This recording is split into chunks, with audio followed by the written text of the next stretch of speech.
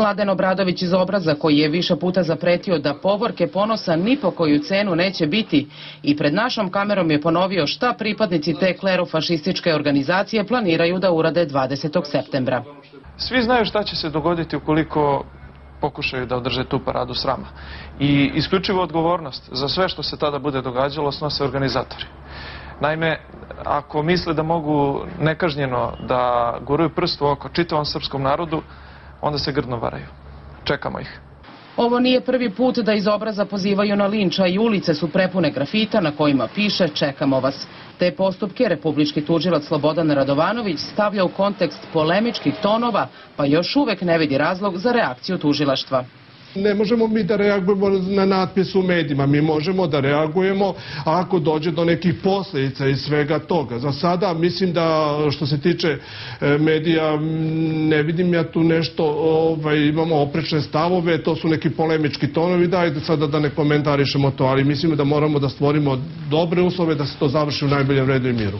Radovanović međutim kaže da Beograd mora da bude miran i bezbedan grad i da niko nema pravo da poziva na linč. Na sam dan povorke ponosa, republički tužilac kaže da je obaveza države da zaštiti sve građane koji se na skupu pojave.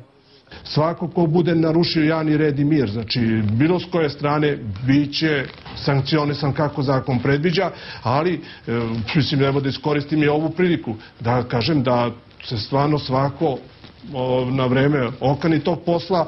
To nije dobro ni za ugled Srbije, ni Beograda. Mi moramo da ipak da prihvatimo neke standarde koji vladaju u civilizovanom naprednom svetu. Mislim, apsolutno je nedopustivo da se na taj način neko proganja ili izvrgava javno ruglo, a što je još i gore da neko doživi tamo fizički napad, fizičko maltretiranje, apsolutno nedopustivo i mora država da zaštiti sve građane, znači, tog dana. Policija u Srbiji od uvek, ne samo u Srbiji, ali pošto živimo u Srbiji, govorimo o njoj, uvek ima te neformalne grupe koje služe kao država sa lažnom ličnom kartom. Pa koliko smo imali 90. godina paravojnih pod navodnicima jedinica, koje su harale po Bosni, Hrvatskoj, po Kosovu, pa i ovde po Beogradu ste imali prebijanja ljudi koji su lepili opozicione plakate od nekih neimenovanih lica.